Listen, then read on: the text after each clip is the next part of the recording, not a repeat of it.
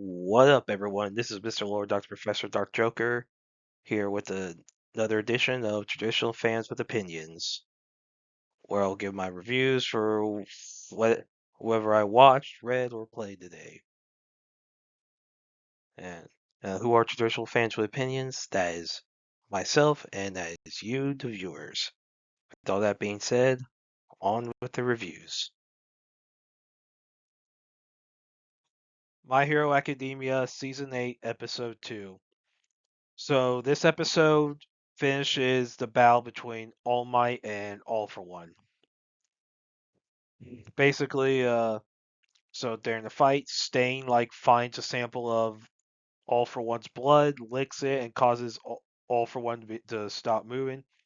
So All Might's able to tries to go in to get an attack in, and Stain comes in to try to help, but All for One does some quirk to change the makeup of his blood to where that ability's not valid, and he expels a bunch of blood. So and then he knocks a Stain back a large distance through a bunch of buildings. Then he goes over to Stain and well kills him. Yeah. So then what happens here? So then the All Might then just get crap beat out by All for One, and all the cameras are on him. They see All Might just dangling. Basically, they everyone sees that All for One is about to kill him. But then you see in Deku, he wants to go help All Might, and Shigaraki basically tries to taunt Deku with All Might about to be killed or to throw him off. And you see Bakugo get up, basically showing that he's about to get involved in the fight. Which people who've read the manga, they know what's about to happen with with Dynamite. That they know what's manga readers know what's about to happen. So yeah, I really like this episode. Gosh, it was so good. You see some flashbacks of you see All Might's childhood, him living with his mother, see him reflecting on his past, you see, Nana Shimura's death. And dude, Gran Torino, his reaction to All Might about to die, that was pretty heavy. So it was basically everyone reacting to All Might about to get killed. Holy frick. This was a fantastic episode. Gosh, it was good. It was really freaking good. It was it was really good. Fantastic. Like dang. Is and people who know what's coming, they know how big the next episode is going to be. This is a really good episode. So yeah, I really like this one, and I'm really looking forward to the next one. Spy Family Season 3 Episode 2. So in this one, beginning of this episode, you have Mistress Slag, who I guess, very well known disciplinary council member who's famous for giving Tony Trisbolts for basically the most random things, basically stuff that you really shouldn't be getting those kind of punishments for, really, basically it's what the frick, there's some dumb stuff. She's basically it's what the frick, are you trying to spell the whole school? Yeah, I mean, dang. And so yeah, so then after that, so then what happens is, so she so you have, the obviously, the so this lady comes across the first year, so Anya's class has so one kid like forgets his handkerchief, and she like gives him a Tony Trisbell saying, "Hey, if you forget your handkerchief," and she gives some obscure example of why you need it. Is like you must be professional. One years ago, a kid at Ian's college forgot his handkerchief, so he wiped. So he since he didn't have it, like he his hands were so he dried it on his pants, and everyone made fun because it looked like it peed his pants. And then one thing led to another. He ended up getting expelled, and I guess became a part of an activist, joined a resistance group, and is now in prison after allegedly arrested by the secret police. It's like the handkerchief's important, so everyone has to pull out their handkerchiefs. Damien doesn't have his, so Anya, wanting to, I guess, help the friendship scheme, lets Damien borrow hers. I guess all the students have their own handkerchief, so the lady asks Damien why it has the handkerchief has an A on it. Damien's like, it's the A in Damien. So I was like, okay, very well then. And I mean, Anya told David that she had a second one just in case something like this. Basically tries, and then when she tries, it's just to pull out of her I guess her little school bag, and she's like, and she doesn't have it. She's like, crap. And Damien's like, so basically, so Anya's given the Tony Trisbolt, and Damien tries to tell Slag that that that the handkerchief he had was Anya's, but Anya overhears Slag saying that if they try to pull a fast one, they're going to get two bolts each. So Anya tells him no, and Damien says, "Hey, I'll owe you." He's like, I'll owe you later for this." And then he's like, I don't know, cake or something, and he doesn't know, it's like I'm baking you a cake or whatever. And so Anya assumes that means he's gonna bake her a cake. So when she goes home, she tells Lloyd and Yor, "Mommy, Daddy, second son's gonna bake me a cake." And I was like, "Yay!" And Lloyd sees the he's like, "Wait, oh, what is that?" And Anya's like, "Oh, Tony Bolt." And Lloyd just faints. Then we see a flashback to and this is the start of the big flashback of Lloyd's backstory. So you see him as a little kid with his friends. They're playing soldier. Of course, there are tensions between Westalis and Estonia. Basically, like they it's obvious. I guess there's a Prius war had ended. I don't know how long ago, and everyone thinks that due to the pact that the war is not going to happen again. But some of the little boys they're playing soldier. It's a game, and some they want to be soldiers in the future because I mean, so in history, like join the military. What there was a sense of national pride that existed decades ago. Like World War I was very famous for was very famous for a lot of soldiers joining the military out of national pride, like love for their nation. That was just a thing back then, and obviously, and and that was still a thing. I mean, there has been decline in that over the decades.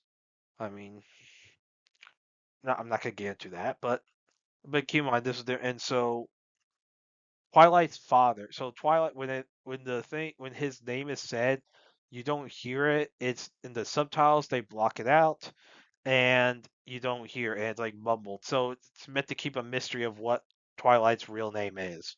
So we still don't know what Twilight. Like not even in the manga do we know what his real name is. Like his real name has not been revealed. I don't know if it will be. If it is, they probably will wait till the final arc in the manga, but we're not there yet. Anyway, so we see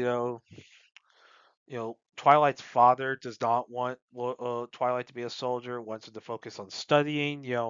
Kind of like mirroring how Twilight is pushing Anya when it comes to studying.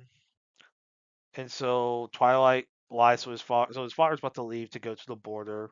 I guess he works in the government. and I mean his job's not explained, and he basically said Twilight's like, well, as if I say, hey, I'm trying to get a reference book, can I have some allowance, some money, and so as far as like, okay, he's like, sure, here, hey, when I get back, let's go to a festival together. So, but Twilight then uses that money to buy a fake gun, a toy gun, to play soldier with. And then feeling guilty, he's at some like store, like some like I guess s- stall, I guess someone he knows, who I guess actually has family in Estonia. So Twilight's wondering if the East or is that the people there as bad as he's been told, and basically like he asked if he could work. He asked if he could get some money real quick, so like work for some money real quick, so he could pay back his father and apologize to him. And Lay's like, basically, I think she says yes, but then a missile comes in, a bomb comes in, and you just see explosions happen throughout. And basically, Estonia's forces had crossed the border, so another war is starting. Basically, so the war start, and that's going to lead to the rest of the flashback in next episode. So yeah, I really like. So I've read the manga, so I've read these chapters. So yeah, like like this leads into a bunch of stuff. So obviously you got some hints of Lloyd's backstory in the Code White movie. Like they see a brief like silhouette of Lloyd as a child, and those chapters in the manga have already been released. So it, and then of course you had the stuff with Slag, who basically just likes to punish students. And like Henderson was like, you sure you're going a little too far? And like Slag told Henderson that he must be going soft. So because you know how Henderson's he's a nice dude. He obviously he can be strict at times. He's very much promotes elegance, but you know that he cares. Like he's a strict but caring teacher. Slag doesn't seem like she cares about students. Like so, and there's a certain way like it comes across. Obviously, you do have to be strict with children. Like if you're in charge of them, because guess what, children misbehave. There's a certain point where it's like, okay, you're just being a dick, and that's what Slag is. Slag is just a dick. But as far as the qualities of, I thought this was very funny. Just Slag just doing all the like ninja moves to put all the like it was just funny. Like and the facial expressions of everyone was freaking hilarious. Like, and I like to see the rest of Twilight's flashback next week. Because I believe, as I recall, it was just 3 chapters in the manga. That it was just 3 chapters. So yeah, I really like this episode. Looking forward to the next one. Kingdom season 6, episode 2. So in this one, Chinwoo visits Lee Si and convinces him to help create laws for when China is unified under Zen. Basically they'd be able to make a peaceful society due to all different cultures, different ideologies and customs across the different kingdoms within China. And so you know then they're in the meeting where Lee Si is officially brought into the fold. Some of the advisors are not happy with it due to his past with Lu Buwei, but Zen approves of it. Now, in regards to the upcoming war with Zhao, uh, then, Ping asked for a private audience with the king, with King Zen, because he has concerns. So he tells Zen that if they go as planned, goes normal, they'll be in a 10-year conflict. Which, when you take into account the other kingdoms, that would cause Shin to not be able to meet the 15-year deadline that they have in order to unify all China due to the amount of stamina that their forces have. like 10 years just on Zao would throw it all in disarray.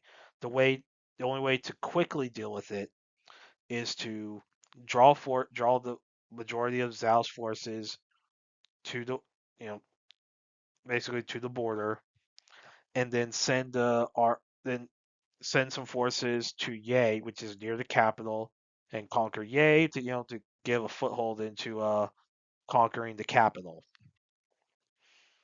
Eh, So that plan is approved, and basically the forces that are assigned with that are Shin, you know, which makes sense, Wayne Ben and Ming Tian.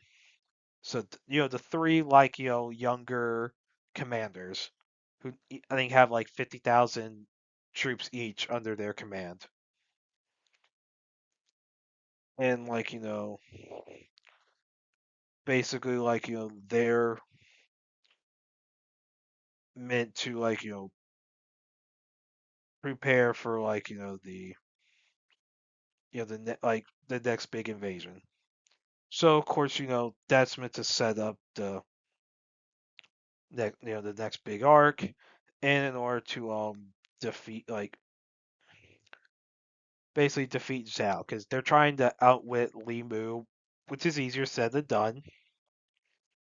You know, so yeah, so I really like this episode, like how they're setting up the next big conflict, um, the next war, and like how we're about to get like the next like really big like conflict between them. So yeah, I really like this episode. Looking forward to the next one. To Your Eternity, Season 3, Episode 2. So in this one, Fushi meets Mizuha. Since she you know, looks like Hayase, because well, she is descended from Hayase. She checks to see if Mizuha has the knocker on her, like on her arm. She doesn't. So he asks her if she's enjoyed life, and so basically then, so Fushi's when Mizuha's mother arrives, so basically, so Fushi's like, oh, I guess she's enjoying life. She's, you know, he's glad. So then a lot of Fushi's friends start getting gathered. So I guess Bond has like a foundation or something. So like basically, so a lot of Fushi's old allies they arrive, and like so Fushi like creates like builds house expands like the house for like for them, like for everyone, so that there's not room because obviously there's the issues of them being in a small house, and then yeah, so because like Fushi's new friends, of course you have the grandfather being concerned. Now the parents are introduced to them through I guess they work from home, they work far away, and then basically yeah, so then in this one of the things that happened so is Misha goes missing.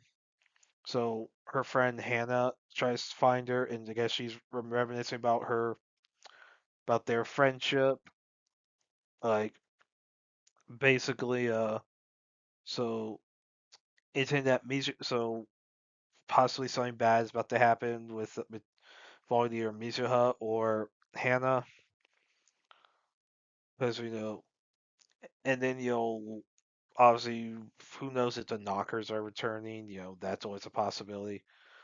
See, I like this episode. Obviously, there's still a bunch of setup, is what they're doing, trying to introduce like this new world, like build it up before like a bunch of crap goes down.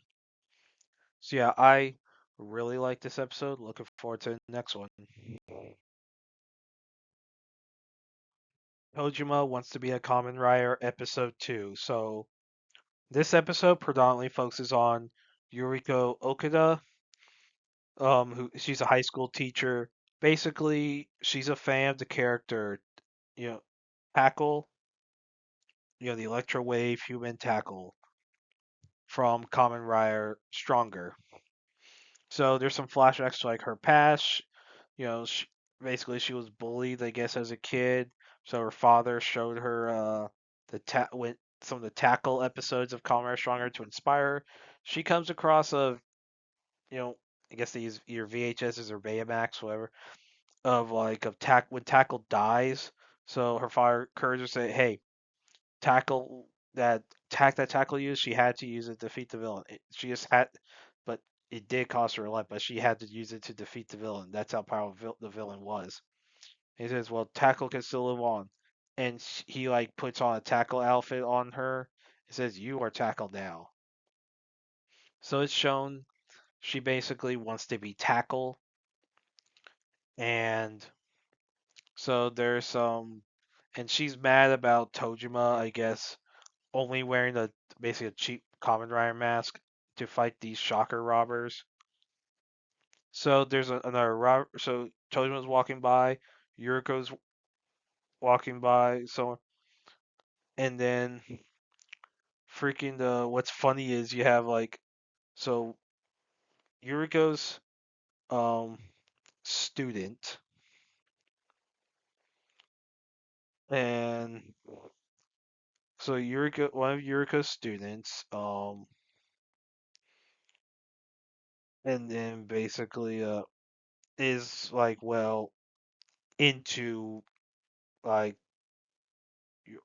Yuriko basically like is very much wants to like basically like even confesses to her randomly like on the road. She's like and like Yurika's like okay what, and then so yeah, so then the kid like so Yuriko sees like these shocker robbers trying to like she wants to get she's trying to run toward while Tojo's running towards it. They both put on their outfits. What's funny is so Yuriko has a full on outfit. So she like takes off her clothes and puts on the full outfit. While Tojima just wears a mask. And so Yuriko I guess punches Tojima, then attacks the shocker robbers. And so the leader, like the Yakuza guy who is a fan of shocker, basically is leading them. And then yeah, so then he right after that, then he basically like so they escape, and then so the Yakuza guy tells Tojo he's like hey, I was always more of a fan of Shocker, and he leaves, and so later so that Yakuza guy puts on a monster mask saying he is Yakuza man, and then they try to do another robbery. And so some random dude's like live streaming him trying to buy stuff in a convenience store. The shock arrives arrive and he starts getting a bunch of viewers of people seeing that live. So Tojima and Yuriko are running there live. Then some guy some like some guy arrives. So like he's like tells Shocker, dude, y'all are just being a nuisance. Be quiet. You just leave. He's like, what are you, some hero? Like, then he like does an actual Shocker transformation into one of the Shocker soldiers. He's like, don't try and press the server. You don't respect the real. Basically, he's like, they're not doing the battle cry correctly. So like, you have a guy doing an actual, not a make believe but an actual transformation into a Shocker, like Combat Man. Like holy frick. And like everyone's seen it like on a live stream. It's like, what the frick? Like it is so funny. I was like, no way. We have an actual shocker soldier. What? So I'm wondering where they're gonna go with this. It's like, what? Like, I'm interested in what happens here, and like, I've never seen Kamen Rider Stronger. I have seen the original, but it's just funny how they use old footage, try to recreate old footage using animation. It's honestly like it's actually better visuals because a lot of those would have looked better in animation, but that's just my opinion. But like, so yeah, I really like this episode. Looking forward to the next one. Pouring After the Apocalypse, episodes 1 and 2. So this show, you have characters named Yoko and Irie. So basically, apocalypse had just happened. Basically, they're just traveling around, and you have some reference to like Yoko's sister, and then basically, so first episode, Yoko and Irie go to some cafe in Hakone, and then they find like this tank called Maneuver Combat Vehicle, and then the sensors of the MCV were watching them, and the MCV starts trying to attack them, but Irie uses her a plasma cam mounted to her arm to disable the MCV. Basically, she's like a cyborg, and Yoko shuts off the AI controlling it. Then they go to some hot springs, and then they head to Yokohama, Mina Tomirai. And so when they get there, they're trying around. So Yoko tries to fish, and a shark eats the fish. So she's a little pissed off about that. And then yeah, so one of the things that happens is they come across this robot. Like there's like a robot that happens, like that appears. Basically, it was a human. I guess some injury had happened to where like some injury happened, I guess, and that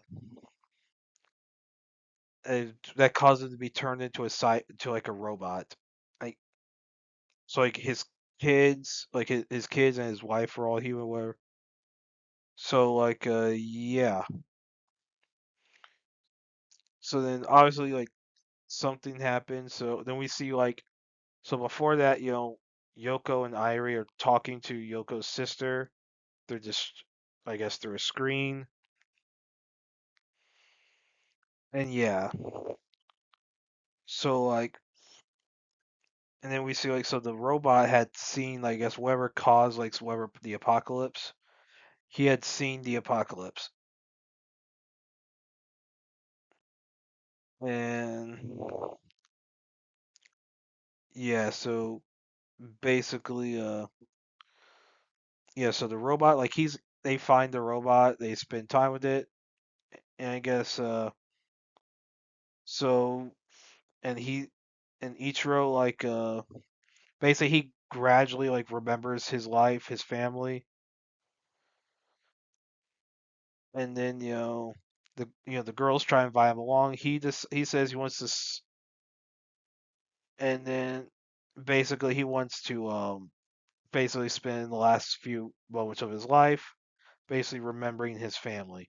So we see him reminiscing about his family while his power gradually goes down to zero, and so basically he shuts down and dies. And yeah, basically in the flashback it's shown that he had basically that he was trying to go back to find his family, and then a bunch of stuff happened. Ships were leaving. Basically, a bunch of crap was going down. So we don't know who all's alive from this apocalypse besides Yoko and Irie. We don't know who's left. So obviously there's a bunch of sci-fi stuff, a bunch of AI, robot stuff. So like I don't know if it's like Alita Battle Angel where humans basically get turned into cyborgs. If it's something like that. Like of course that's not the only series. Stellar Blade did that a lot. But yeah, I'm interested in this world, and it looks like they're going to places that Yoko's sister had visited. Looks like that's what they're trying to find. Go to different places that Yoko's sister had gone to. So I'm interested in this and see what the next place is. Looks like it's like a sci-fi version of like Zatsutami That's Journey, where it's like basically it's just about traveling, except this is across a apocalyptic post-apocalyptic world. You know, some crap went down. It's not like basically Zatsutami where the girl's just trying to find inspiration for writing manga. So yeah, but I really like this dude. The Ichiro stuff was awesome. Like, yeah, I like I like this episode. Looking forward to the look forward to the next one. Roofman. So yeah, so this is a biopic slash comedy type thing. So basically, so Channing Tatum plays Jeffrey Manchester. Basically, he was a U.S. Army veteran living in North Carolina.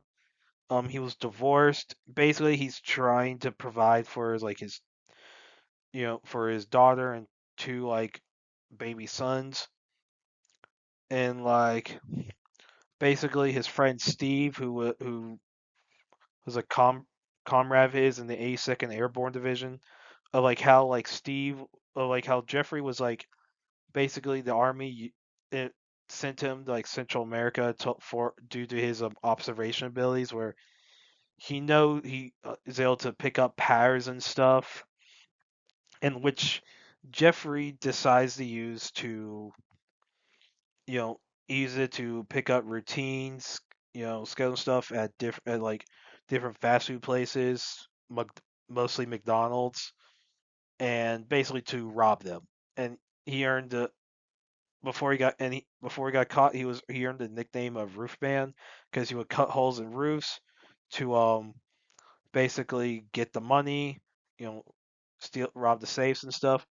And if there were workers in there, he would so in so basically the more he surprises these three workers that are there. So he orders the workers there to go into his freezer. Like, but he's very polite to him. He even gives like the manager his coat before like, he escapes with the safe. And now he does this for 2 years, like doing like over like 40 robberies. Now at his daughter's birthday party, he after buying her a bike, which was not able to do 2 years before. Um, during a birthday party, the cops come by and he runs away and he's caught. So he's sentenced to 45 years in prison. And basically, like I guess he and his wife were separated before it, but they're basically they were divorced. I guess they kind of got back together and then split up again after he got arrested. So yeah, so basically, like he would you know basically he goes to prison and like I guess he's well behaved, and then he becomes very like, and basically he gets trusted to like do some different jobs at the prison, where he even helps with at the loading dock.